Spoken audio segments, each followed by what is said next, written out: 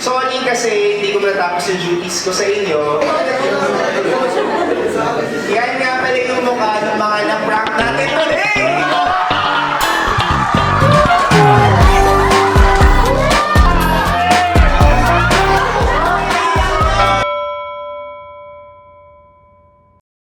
Hi there everyone, this is Sir Sikat and welcome to Sir Sikat TV.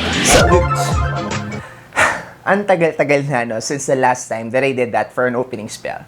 I am one to always have something to say. Pero ngayon, I'm met at a different situation when I can't deliver anything, not because I'm lost for words, but because there's just too much that I want to share. My life in UST, it's been a busy, tiring, but a fulfilling and happy life. I can't say that I wasn't happy with all the workplaces that I've been to, but the life as a Thomasian teacher is nothing short of an exquisite experience. Sa totoo lang, para pala tong palabas. And feeling ko, when I go back to all those memories that I've had, para akong nasa isang Netflix show. I am always a go-getter and I have never stayed in a workplace for more than a year.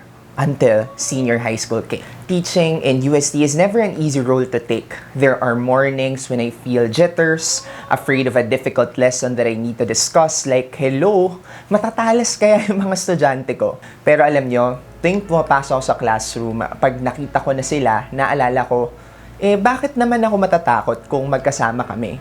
I feel like kaya namin to. Hindi man ako ang perfect na teacher, pero masasabi ko na naramdaman ko ang pagmamahal ng mga estudyante sa akin. Nahasa man ako, pero hindi naman ako tumalim. Yan ay dahil sa mga patola kong estudyante, kay F to F yan or virtual class. Pinalaki nila ng husto, hindi ang ulo ko sa trabaho, kundi ang puso ko sa ginagawa ko. Kayo ang dahilan kung bakit ako adik sa kape at kung bakit ipagpapatuloy ko ang pagtuturo kahit na sa susunod na 10 taon. Dahil you guys always deserve the best of me, lagi ko nilalabas, ina-unleash yung best na Sir Sikat that there is. Isa siguro sa mga humatak sa akin para i-consider na endgame na ang UST ay ang aking mga katrabaho. I have never been this involved at work to the point that my personal life has intertwined with my colleagues' lives. Here, I found my second parents, my mentors, and my bestest of friends.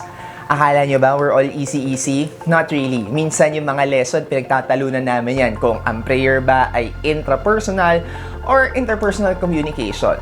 Oo, di din kami talaga minsan nagkakasundo-sundo. Pero pamilya kami. Even in disagreements, we found ourselves agreeing to pursuing our relationships past our problems. Sobrang saya kasama ng mga katrabaho ko. As in, hindi ko madedescribe kung ano yung saya na dinadala sa akin ng mga taong nakapaligid sa akin araw-araw. May kakampi ka na, mayroon ka pang kaibigan. Pride ko na kasama ako sa isang department na masipag sa gawain pero masipag din mag-overtime para magtsikahan at tumutusok-tusok sa Pinoval. And going back to 2016, I was feeling a lot of things. I booked a flight for New York dahil feeling ko, quarter life crisis ko yon. Sabi ko kay Lord na, Lord, bigyan niyo naman ako ng challenge sa work, dun to sa previous work ko. Kasi that time, I felt like I was plateauing in my career, that is after reaching the peak of my dream, and that is to teach in college. Sabi ko naman kay Lord, challenge, pero ang binigay sa akin, challenges. Kaya yun, pagpasok ko sa USC Senior High School, nilagay nila ako sa Galvanize. And luckily, I was able to bring to USC Senior High School Department their first championship title, that is through Galvanize. Kalaunan, dinala naman namin ang Corona bilang champion ng Asian Hip Hop Competition na ginanap sa Hong Kong. Pati Christmas party, dinidibdib ko yan. Swerte ko lang kasi lahat ng yan, kasama ko ang mga magagaling na mga guro at mga estudyante. Kung competitive ang spirit ko, minsan mas competitive pa sila. Yes, I might have been an instrument, but I won't take more credit than I deserve. Masungit talagang peg ko nun, pero lumambot ako dahil sa kabutihang loob na pinakita ng mga kasamahan ko sa trabaho. Having said that I was an instrument, hindi siguro ako isang cello, but rather a smaller one like a violin. Naging instrument ako na nilagay ng mga admin sa mga roles na nakita nila na kaya kong panghawakan at gampanan. That is even before I even realized that I have the makings to exceed my own potential.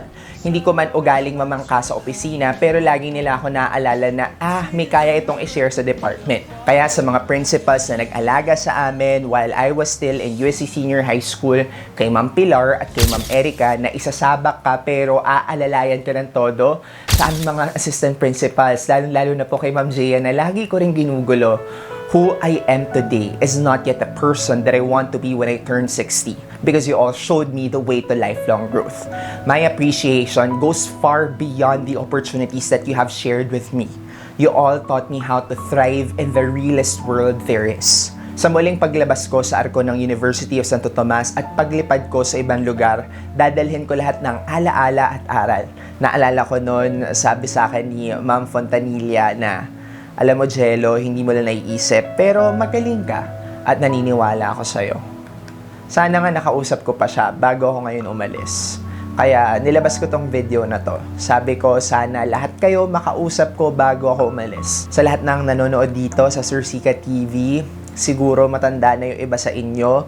Sa pagtanggap ninyo, tatandaan nyo, if I didn't start here, I wouldn't be on TikTok. And I'm not as huge as others, but I'm just really enjoying the life that I was able to build with you, and thank you very much for giving me that opportunity and for trusting me. At this juncture, lagi natin tatandaan na kung sino tayo, binubuo tayo ng mga taong nagtiwala sa atin. The student that came to the university 12 years ago is a totally different man today. Pag-alis ko ng trabaho, isa lang ang hiling ko, at yun ay umalis ako ng may dangal at may ambag. Kaya sana kung nagkatagpo tayo sa buhay tamasyon ko as a student and of course as a teacher sa loob ng campus at sa labas, maalala ninyo ako for the right reasons. Hindi dito nagtatapos ang buhay ko, ayoko pa. Pero yon, lilipad tayo hanggat kaya natin. Sana kung ano man ang mga susunod na kabanata ni Sir Sikat ay sumuporta pa din kayo. Higit sa lahat, parang awa nyo na ipagdasal nyo po ang future ko dahil palagi ko kayong pinagdadasal. I will never forget everyone. But the last word that I'm going to say is going to be the end of this era.